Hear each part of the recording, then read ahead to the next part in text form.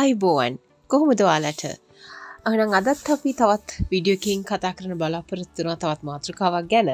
මේක ඇත්තටම අපෙන් ගොඩක් අය අහලා තිබුණා. මොකද UK වලට ඉන්න බලාපොරොත්තුෙන් ඉන්න අයත් දැනට UK වල පදිංචි වෙලා ඉන්න අයත් දරුවොත් එක්ක ෆැමිලි එකක් විදිහට එනවා නම් වඩා හොඳ ස්කොට්ලන්ඩ්ද ඉංග්ලන්ඩ්ද නැත්නම් වේල්ස්ද එහෙම නැත්නම් නොදර්න් අයර්ලන්ඩ්ද කියලා. මොකද ඔයගොල්ලෝ දන්නවා යුනයිටඩ් කින්ග්ඩම් හැදලා තියෙන මේ රටවල් ටික එකතුවෙන් ස්කොට්ලන්තය ඊට පස්සේ එංගලන්තය වේල්සිය සහ මේ නොදර්න් අයිලන්ඩ් කියන අයර්ලන්තය නොදර්න් අයර්ලන්තය කියන ටික එකතු වෙලා තමයි UK හැදිලා තියෙන්නේ. ඉතින් අපි අද කතා කරමු මේක හරිම ඩිබේටබල් දෙයක්. අපිට එහෙම කියන්න බෑ කෙලින්ම මෙහි හොඳයි මෙහි නරකයි කියලා.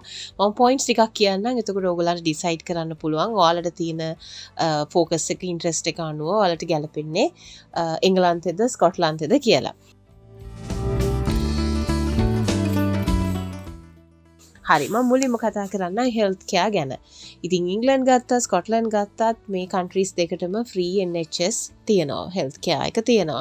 හැබැයි වෙනස වෙන්නේ අපිට ස්කොට්ලන්ඩ් වල ප්‍රෙස්ක්‍රිප්ෂන් එකකින් ගන්න බෙහෙත් ඔක්කොම අපිට නොමිලේ ගන්න පුළුවන්. හැබැයි ඔබ එංගලන්තේ පදිංචි වෙලා ඉන්නවා නම් ඔබට ඒ වෙනුවෙන් මුදල් ගෙවන්න සිද්ධ වෙනවා. ඉතින් ඒ පැත්තෙන් ගත්තොත් නම් ගොඩක් වාසී ස්කොට්ලන්ඩ් ඉන්න අයට මොකද බෙහෙත් වලට මුදල් ගෙවන්න අවශ්‍ය වෙන්නේ නැහැ ප්‍රෙස්ක්‍රිප්ෂන් එකකින් ගන්න බෙහෙත් වලට. ඒ වගේම අර waiting list තොර GP කෙනෙක්ව ස්පෙෂලයිස් ඩොක්ටර් කෙනෙක්ව වගේ මේ ගන්න try කරනකොට waiting list වල ඉන්න තියෙන ප්‍රමාණය අඩු වැඩිවීමක් තියෙනවා. මොකද ස්කොට්ලන්ඩ් වල ඉන්න ජනගහනය ටිකක් අඩු නිසා එංගලන්තයට සාපේක්ෂව එතනත් පොඩි වාසියක් තියෙනවා. ඒ කාරණාව ගත්තොත් නම් ස්කොට්ලන්ඩ් ඉන්න එකේ වැඩි වාසියක් තියෙනවා මේ කාරණාවට අනුව. ඊළඟට අපි කතා කරමු এডুকেෂන් සිස්ටම් එක.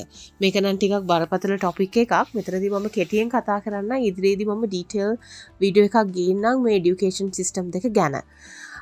මේ කන්ට්‍රීස් දෙකේම කියන්නේ මේ මම කතා කරන්නේ පාසල් අධ්‍යාපනය ගැන ප්‍රයිමරි සහ සෙකන්ඩරි කියන්නේ හයි ස්කූල්ස් ගැන. කන්ට්‍රීස් දෙකේම හොඳ ක්වොලිටි ස්කූල්ස් සහ এডুকেෂන් සිස්ටම් එකක් තියෙනවා. හැබැයි ඒගොල්ලෝ ෆලෝ කරන්නේ ඩිෆරන්ට් සිස්ටම්ස් දෙකක්. ස්කොට්ලන්තේ ඒගොල්ලෝ ෆලෝ කරන්නේ කරිකියුලම් ෆෝ එක්සලන්ස් CFE කියලා කියනවා. ඒකේ අවුරුදු 3 සහ අවුරුදු 18 දක්වා තමයි ඒගොල්ලන්ගේ කරිකියුලම් එකේ ගොඩක් බ්‍රෝඩ් ඒ වගේම ෆ්ලෙක්සිබල් ඒගොල්ලන්ගේ ස්කිල් බේස්ඩ් වෙච්ච අප්‍රෝච් එකක් තමයි මේ এডুকেෂන් සිස්ටම් එකේ තියෙන්නේ. හැබැයි එංගලන්තේ ගත්තොත් ඒගොල්ලෝ ෆලෝ කරන්නේ නැෂනල් කරිකියුලම් එක. ඒක බොහොම ස්ට්‍රක්චර්ඩ් සබ්ජෙක්ට් බේස්ඩ් හරි ෆෝකස් ඇසෙස්මන්ට්ස් එක යන සිස්ටම් එකක් තමයි ඉංග්ලන්ඩ් වල තියෙන්නේ.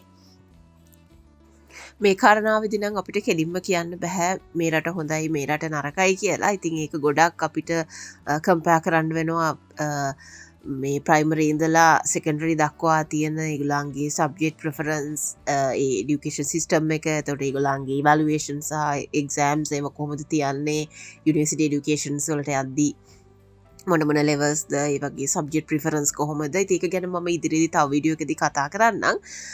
දැනට මම ඒක ගැන කිව්වොත් ඉතින් දෙපැත්තෙම ප්ලස් ඇන්ඩ් මයිනස් තියෙනවා. නමුත් අපි දන්න දෙයක් තමයි ඉතින් ඉංග්ලන්ඩ් වල ගොඩක් මේ කියන්නේ වර්ල්ඩ් රෑන්ක් යුනිවර්සිටිස් තියෙනවා ඉංග්ලන්ඩ් වල. ඔක්ස්ෆර්ඩ් ඊළඟට අපි ගත්තොත් ගොඩක් මේ අපි කියන්නේ වර්ල්ඩ් රෑන්ක් වල තියෙන යුනිවර්සිටිස් ගොඩක් තියෙනවා ඉංග්ලන්ඩ් වල.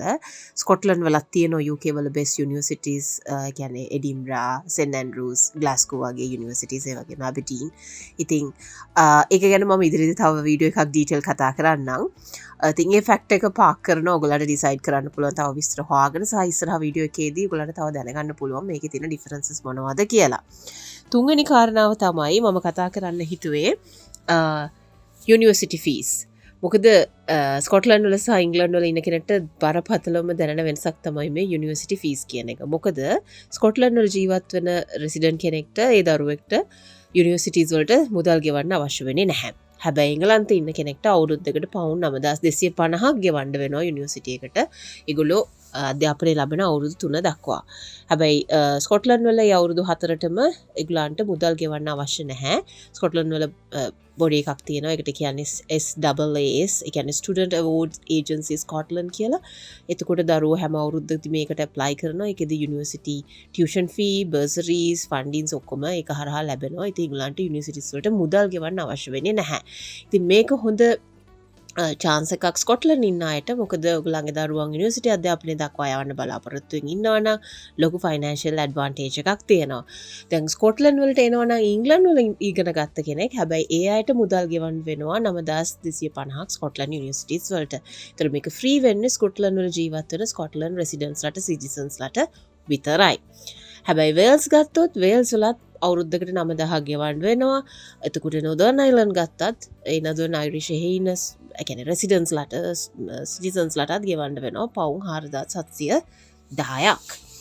ඉතින් මේ කාරණාව ගත්තොත් නම් ස්කොට්ලන්ඩ් වල ඉන්න අයට ඇඩ්වාන්ටේජ් එකක් තියෙනවා ෆයිනෑන්ෂියලි මේ යුනිවර්සිටි එඩියුකේෂන් එක ෆ්‍රී වීම නිසා. රයිට්. 4 වෙනි පොයින්ට් එක මම කතා කරන්න හිතුවේ cost of living. ඉතින් ඒකෙදිත් පැහැදිලිවටම තියෙන දෙයක් තමයි ස්කොට්ලන්ඩ් වල ඇත්තටම ලිවිං කොස්ට් එක ගොඩක් අඩුයි. එංගලන්තය, ඒ කියන්නේ ලන්ඩන් වලට ආශ්‍රිතව එංගලන්තයේ නගරවලට වඩා ගොඩක් cost of living එක අඩුයි.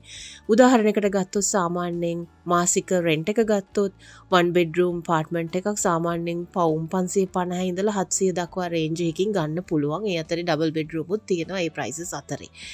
හැබැයි මේ කතාව ඉංගලන්ඩ් වලට යද්දි වෙනස් වෙනවා. London and south of England පැත්තට ගියොත් property price එක හරිම වැඩි. ඒක වේරි වෙනවා 1500 2000 2200 ඒ වගේ වෙනවා මාසික කුලිය. ඉතින් ඉන්න නගරෙන් නගරයට වෙනස් වෙනවා. ඉතින් comparatively සෑහෙන වැඩි. ඉතින් පවුලක් විතර ජීවත් වෙන කෙනෙක්ට නම් living cost එක ගොඩක් අඩුයි ස්කොට්ලන්ඩ් ඉන්නවා නම්. එතනදී ස්කොට්ලන්ඩ් ඉස්සරහින් ඉන්නවා. අන්තිම කාරණාව මම කතා කරන්නේ environment and quality of life. ඉතින් ඔයගොල්ලෝ දරුවොත් එක්ක එනවා නම් දරුවන්ට හොඳ පරිසරයක් ස්කොට්ලන්ඩ් වල තියෙනවා. මොකද අපිට ස්කොට්ලන්ඩ් කිව්ව ගමන් ඔළුවට එන්නේ හරි ලස්සන පරිසරයක්, හරිම කොළ පැහැති green environment එකක්. ඉතින් හරි ලස්සනයි, pollution එක අඩුයි. මොකද ජනගහනය ගොඩක් වැඩි නෑ. ගොඩාක් අර crowded සෙනග පිරිකිච්ච එහෙම නගර නැහැ. ඉතින් ඒ පැත්තෙන් ගත්තොත් නම් දරුවෙක්ව හදන කෙනෙක්ට පවුලකට ස්කොට්ලන්තේ තියෙන ඒ එන්වයරන්මන්ට් එක, ඒ quality of life එක ඇත්තටම ගොඩක් හොඳයි. හැබැයි ඔබ ගොඩක් කැමති busy lifestyle එකකට කැමති නම් ඉතින් ගොඩක් ලොකු public transport එකේ options එක යන්න පුළුවන් ලන්ඩන් වල ඉන්න කෙනෙක්ට. හැබැයි ඉතින් කොහොම ගත්තත් එන්වයරන්මන්ට් එක සහ quality of life පැත්ත ගත්තොත් නම් ස්කොට්ලන්ඩ් ඉස්සරහින් ඉන්නවා. ඉතින් මගේ conclusion එක තමයි education එක කියන්නේ affordable education එක කියන්නේ university ෆී එක ෆ්‍රී. ඊට පස්සේ ස්කොට්ලන්ඩ් වල ඊට පස්සේ හෙල්ත් කෙයාර් ගත්තොත් අපිට මුදල් ගෙවන්න අවශ්‍ය වෙන්නේ නැහැ ප්‍රෙස්ක්‍රිප්ෂන්ස් වල තියෙන බෙහෙත් ගනිද්දී. ඊළඟට better environment and quality of life මේ දේවල් ගත්තොත් නම් ස්කොට්ලන්ඩ් ගොඩක් ඉස්සරහින් ඉන්නවා. හැබැයි ඔයා ගොඩක් සාමාන්‍ය ගොඩක් cool climate එකකට කැමති නැත්තම් ඔයාට ගොඩක් වෙනස් විදිහේ job opportunities වලට යන්න chance එක තියෙනවා ඉංග්ලන්ඩ් වල ඉන්නවා නම්. ඒ වගේම ඔයාට ගොඩක් easily access කරන්න පුළුවන් ලන්ඩන් වගේ හිටියොත් යුරෝප් වල තියෙන ඕනම රටක ඕනම නගරයකට. මොකද හරිම direct trains, flights හැමදේම තියෙනවා. ඉතින් එහෙම ගත්තොත් නම් ඔයාට ගැලපෙන්නේ ඉංග්ලන්ඩ් තමයි. ඔයා ඒ කියන fact එක ගැන හිතනවා නම් මම හිතනවා මේ වීඩියෝ එක උදව් වෙයි කියලා. ඔයාට තීරණයක් ගන්න, දල අවබෝධයක් ගන්න ස්කොට්ලන්ඩ්ද ඉංග්ලන්ඩ්ද පදිංචි වෙන්න වඩාත් සුදුසු ඔයාට දරුවෙක් ඉන්න කෙනෙක් නම් ඔයා ෆැමිලි එකක් විදියට මූව් වෙන්න බලාපොරොත්තු වෙමින් ඉන්නවනම්. ඉතින් මම ඉදිරියේදී තවදුරටත් කතා කරන්නම් මේ এডুকেෂන් සිස්ටම් එක ගැන ඩීප්ලි. ඒ වගේම යුනිවර්සිටිස් ගැන ස්කොට්ලන්ඩ් වල තියෙන. එහෙනම් ඊළඟ වීඩියෝ එකේදී අපි ඉක්මනින් හම්බෙමු. ඔයගොල්ලෝ හැමෝටම බොහොම ස්තුතියි.